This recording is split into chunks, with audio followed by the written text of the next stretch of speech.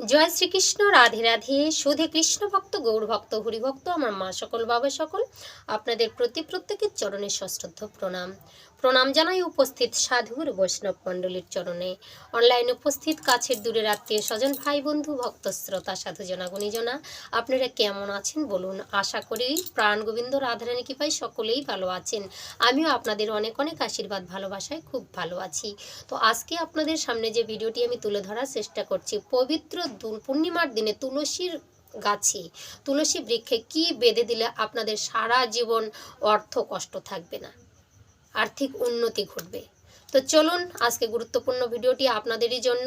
আর দোল পূর্ণিমার বেশি দিন নেই, খুব তাড়াতাড়ি আপনারা এই কাজটা করবেন। যত তাড়াতাড়ি করবেন তত তাড়াতাড়ি ফলপ্রদ হবে। তো আপনাদের কাছে অনুরোধ করবো, পুরো ভিডিও দেখুন। ভিডিও দেখে যদি ভালো লাগে অবশ্যই চ্যানেলে লাইক, শেয়ার, কমেন্ট করে চ্যানেলটি সাবস্ক্রাইব করে পাশে থাকবেন। তার আগেই বলতে চাই, যারা আগে থেকে চ্যানেল সাবস্ক্রাইব করে ছোট্ট বড় ভিডিওগুলো দেখছেন, আপনাদের প্রতি প্রত্যেকের চরণে সশ্রদ্ধ প্রণাম, অনেক অনেক ভালোবাসা, অভিনন্দন। তো চলুন আমরা ভিডিওটি শ্রবণ করি। হ্যাঁ, আপনারা ঠিকই শুনেছেন, তুলসী বৃক্ষ, যাকে জগৎলক্ষ্মী বলা হয়, কারণ স্বয়ং বিষ্ণু যার পদতলে থাকে, তো যার কাছে আশীর্বাদ পেয়েছিলেন, স্বয়ং বিষ্ণু যার কাছে বাধা থাকে, সে তো অবশ্যই জগৎলক্ষ্মী। জগৎলক্ষ্মীর আরও এক রূপ। কারণ কি, তুলসীকে সারা যত দেবতারা আছে সবাই কিন্তু আশীর্বাদ করেছিলেন। তুলসীকে সবাই আশীর্বাদ করেছিলেন, কারণ দেবতারাই সবাই ফন্দি করেই তুলসীকে কিন্তু স্বামীহারা করেছিলেন। যার জন্যে এই ভগবান বিষ্ণু তার কাছে কিন্তু সারা জীবনের মতো বাধা। তাকে যদি সন্তুষ্ট করতে পারি, ভগবান বিষ্ণু নিজে কথা দিয়েছিলেন, তুলসীকে যদি সন্তুষ্ট কেউ করতে পারে, তুলসীর আশীর্বাদ মানেই আমারও আশীর্বাদ প্রত্যেকটা সংসারে পড়বে। তাই তুলসী বৃক্ষে আমাদের স্বয়ং প্রভু বিষ্ণুর কিন্তু স্থান বা মাতা লক্ষ্মীর স্থান আছে।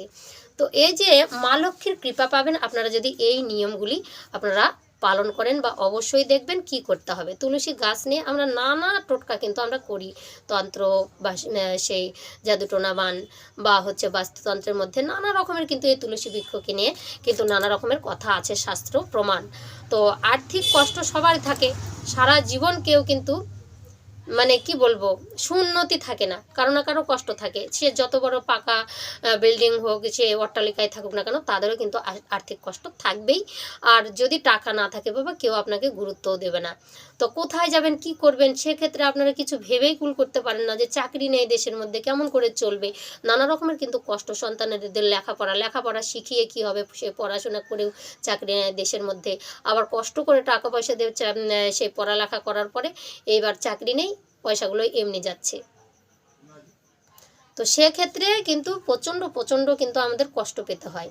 তো আপনাদের কাছে এই ভিডিওটা পৌঁছে দেওয়া মাত্র, সবাই যেন ভালো উপকৃত হন এই জন্য। তো দোল পূর্ণিমার রাত্রে, তো আমরা জানি যে পূর্ণিমা, এই যে ফাল্গুনী পূর্ণিমাটা, এটা কিন্তু রাধা গোবিন্দের একটা মিলন মেলা।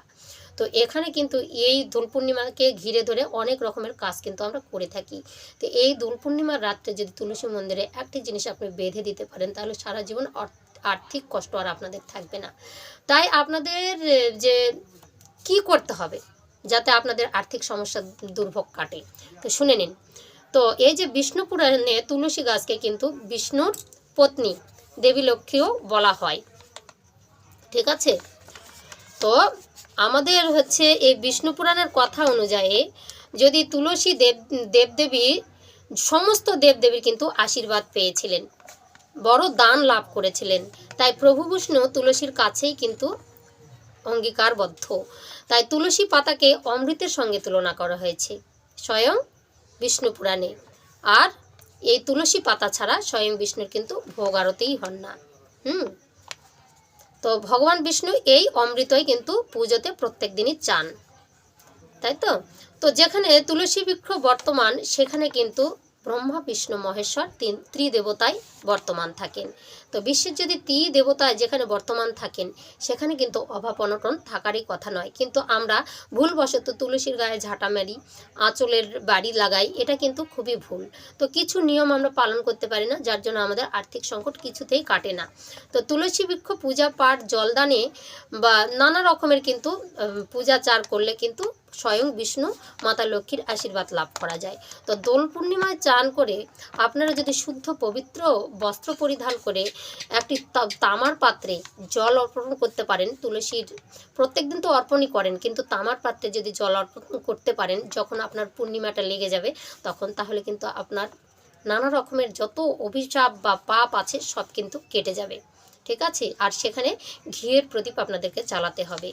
এবার যেটা বলবো, কি বেঁধে দেবেন তুলসী গাছে, তো একটি নতুন লাল ওড়না।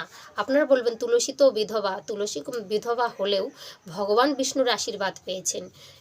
সেই হচ্ছে দোল পূর্ণিমার মধ্যে স্বয়ং বিষ্ণুর সঙ্গে তুলসী মাতার বিবাহ দিয়ে দেবেন। যদি এটাই তুলসী মাতা চান, তো লাল ওড়না যে দেখবেন, আপনার সাবধানতা অবলম্বন করতে হবে, সেই ওড়না যেন পুরাতন না হয়, নতুন কিনে নিয়ে আসতে হবে। আমরা অনেক জায়গায় দেখেছি, বৃন্দাবনে দেখেছি বৃন্দাজিকে সুন্দর করে ওড়না দিয়ে সাজিয়ে রাখেন না, কিন্তু আমরা গ্রামের মানুষরা বা শহরের মানুষরা অনেকেই কিন্তু ওড়না দিই না, আমরা সাদা দিয়ে, তুলসী যেহেতু বিধবা তাই আমরা সাদা কাপড়ে, কিন্তু তুলসী তো পুনর্জন্ম পেয়েছেন। বিধবা রূপটা কি ধরে রেখেছিলেন স্বয়ং বিষ্ণু? কি সেই বলেছিল? দেবতারা কি সেটা আশীর্বাদ করেছিল? একদমই নয়। তো আমাদের লাল চুন্নি, লাল ওড়না দিয়ে তুলসীকে বেঁধে দিতে হয়, তাহলে স্বয়ং বিষ্ণুর সঙ্গে এটা বিবাহ দেওয়ার মতো হয়ে গেল। তখন তুলসী এই যে মানে উলঙ্গ থাকতে ভালোবাসেন না, যদি একটু ওড়না জড়িয়ে দেওয়া হয় তাহলে সেই দোল পূর্ণিমার দিন খুবই ভাগ্যবতী হয় সেই সংসার, খুবই ভাগ্যবানেরা এটা করে, আর তাদের কিন্তু আর্থিক সংকট জীবনের মতো কিন্তু উধাও হয়ে যায়। ঠিক আছে? সেই হচ্ছে তুলসী বৃক্ষ যদি ওড়না বা কাপড় না দেওয়া যায় তাহলে কিন্তু অপূর্ণ থাকে, আর যখনই আমরা ওড়না দিয়ে ঢেকে দেই তখন পূর্ণতা লাভ করে, সেটা পবিত্র হয় সেই সংসার। সেটা দোলেই দেওয়া উচিত, দোল পূর্ণিমার দেওয়া উচিত। এই কথাগুলো মনে রাখলে যে আপনাদের পুরোনো কাপড় কিন্তু কোনোদিনও দেওয়া হবে না, নতুন ওড়না কিনে নিয়ে এসে গা জড়িয়ে দিতে হবে তুলসী বৃক্ষের, তাহলে আপনার আর্থিক সংকট আর জীবনেও হবে না। ঠিক আছে? তো যাই হোক, আজকের ভিডিওটা এই পর্যন্ত। ভালো লাগলে অবশ্যই চ্যানেলে লাইক, শেয়ার, কমেন্ট করে চ্যানেলটি সাবস্ক্রাইব করে পাশে থাকবেন। হরে কৃষ্ণ।